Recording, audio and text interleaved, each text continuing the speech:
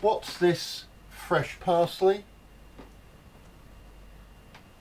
This ordinary looking potato, this rather sad wilted parsley, and a Ziploc bag. What have they got in common?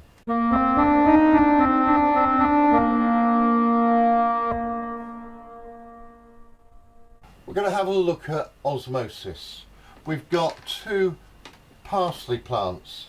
One is fresh, lots of water, and the other one is a rather sad looking plant which has not got any water.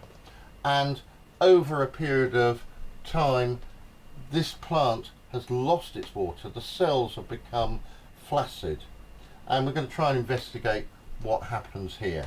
And to do that, we're going to use this potato.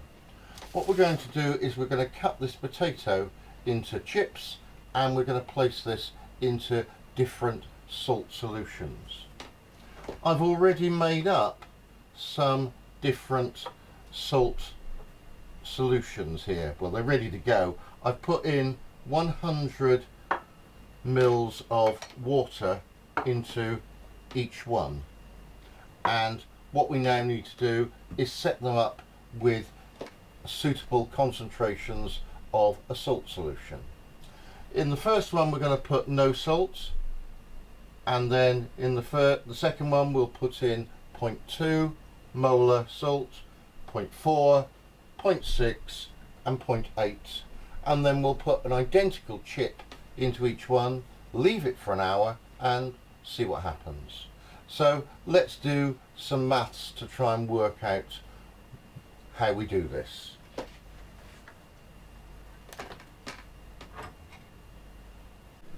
For salt, which is NaCl, we know its mass is 58.5 grams.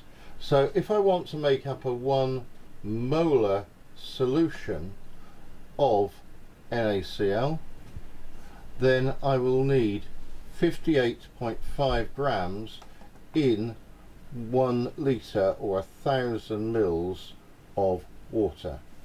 Now I don't have 1,000 mils, we're going to use 100 mils.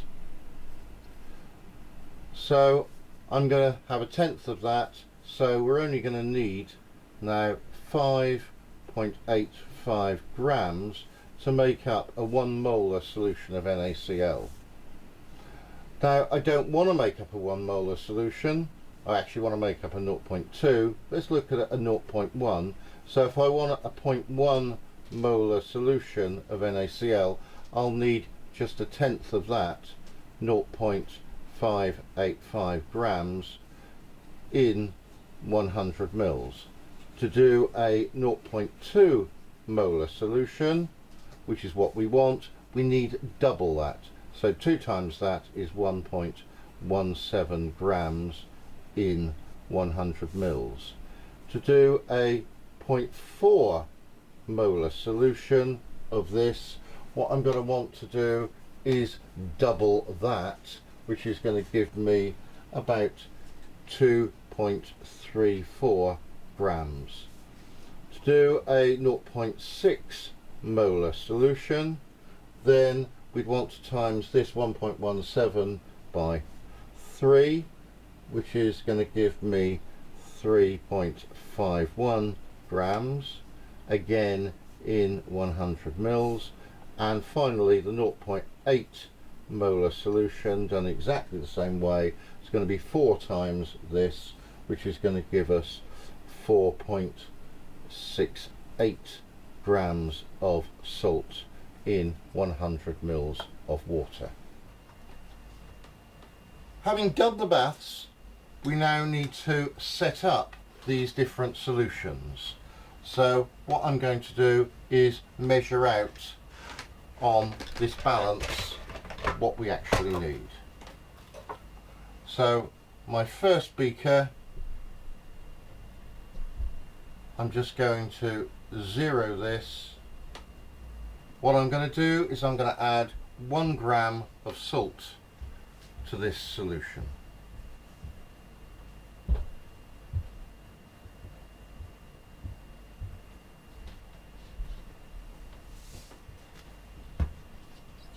There's our first one done. Our zero is going to want 2.34 grams. Our third is going to require 3.5 grams, and our last one is going to want 4.68 grams. Now what I'm going to do is I'm going to set up my chips ready to go. We'll need to give these a little stir in a moment to make sure the salt is fully dissolved, and we'll set up our chips. Now the easiest way I'm going to do this to make my 5 identical chips is I've got a chip cutter here, and these are all the same size, so hopefully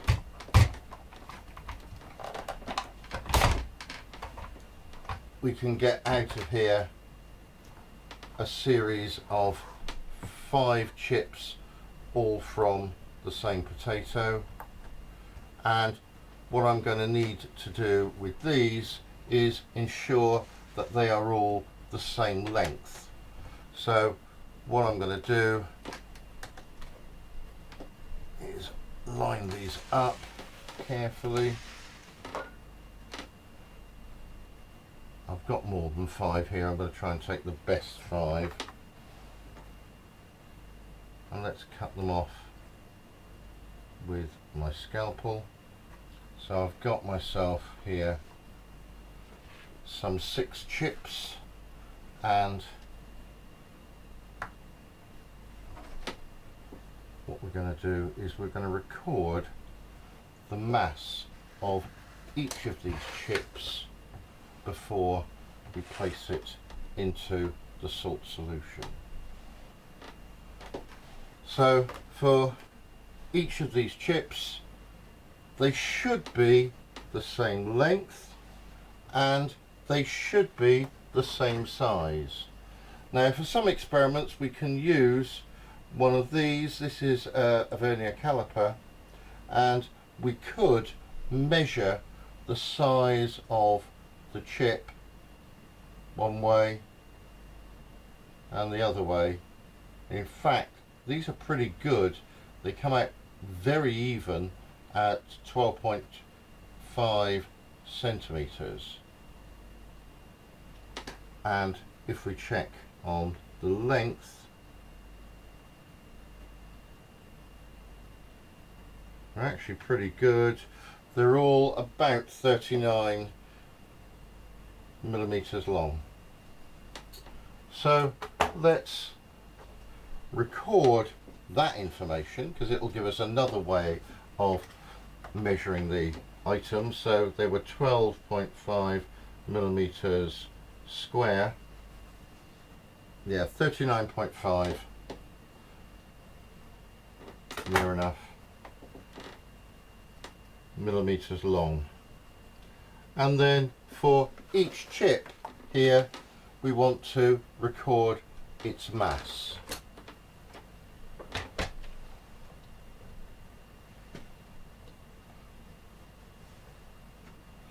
So for chip number 1,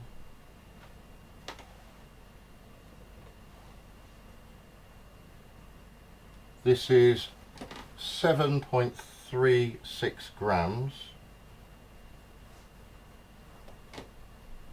7.35, it's settled down.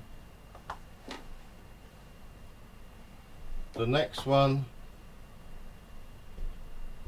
7.05.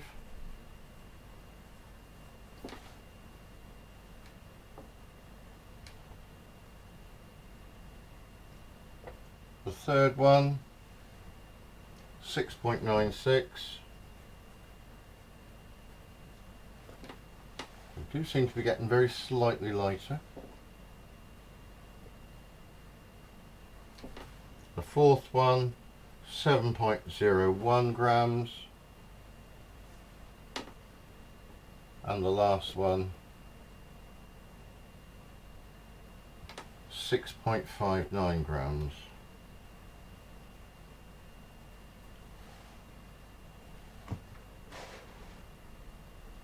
They're not absolutely the same, but in fact that's why we're actually measuring the mass. Right, let's give these items a stir to make sure they are fully dissolved. If I start stirring from the first one, if any salt solution is transferred, it will be at a lower molarity, so it won't affect the system.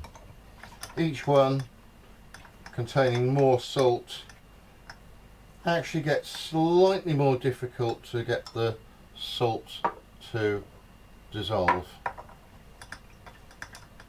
So we give them a really good stir, get all the salt solution to dissolve, and we're virtually ready to go. What we can do to try and make our life a little bit easier is I've got some piece of paper here where I'm going to record what they are. So this is beaker number 1. The amount of salt solution in this one is going to be 0, and the mass was 7.35. So we're now ready to start the experiment, so we can plonk the chips in,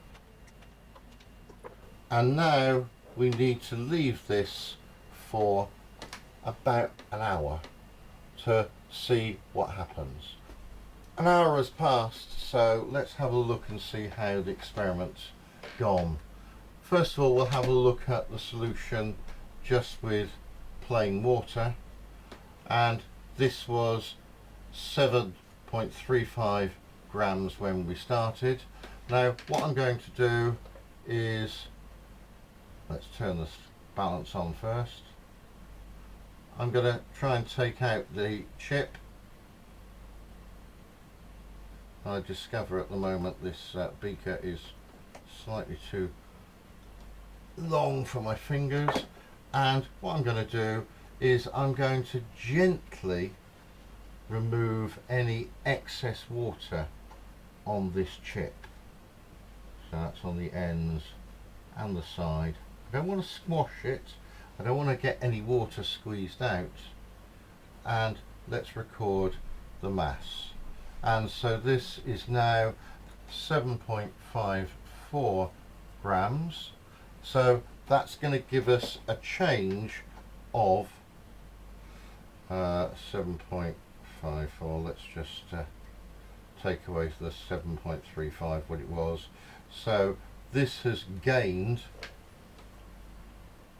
0.19 grams, and what I ought to then try is to work out its percentage change, and if we measure that number 0.19 over the original mass 0.735 and we times it by 100, so let's do that, divide by 7.35 times 100, that will give me a percentage change, which here is 2.5%. It's gone up, so it's plus. So looking at our percentage losses, the water only increased and all the other salt solutions caused a loss of mass in our chip. If I look at our chips, this is in the 0.8 salt solution, and it's actually quite flaccid. It's lost a considerable amount of water, and our original one that's in the water this is really stiff. To look at a comparison now of the size, they were 12.5 millimeters square. This is now 13.4, so that's gone up, whereas our most flaccid one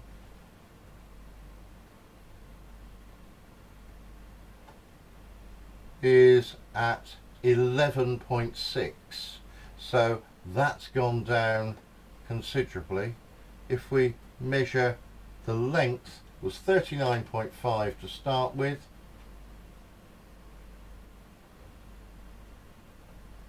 This is now 37.5, so it's lost about 2 millimeters in length. Looking at the very first one, then this is now 43.2 millimeters long, so this one has increased in length. If we look at the middle one, just to make a comparison, it's still soft. Its length is about 38 millimeters. It starts off at 39.5, and its width here is about 11.5, and it started off at 12.5. So we're seeing the chips that are in pure water gain mass, they are gaining length and girth, and all of the ones in the salt solutions here, we're seeing that they are losing water, they are losing mass, they are losing length and girth, and they are becoming far more flaccid.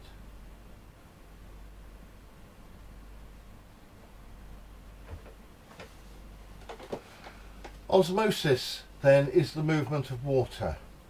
Water moves from a weak solution to a strong solution. This is the opposite way to, we think of diffusion. Diffusion is moving as strong to weak, whereas osmosis is just the movement of water. And if we think of it as concentrations, then concentrations of water moving from a concentration of just pure water, which we'll regard that as weak, to a solution of high concentration of salt, which we'll describe as a strong solution. So water will cross this semi-permeable membrane. We can see this in other experiments where we can use some visking tubing, but that is part of another video. See you again sometime.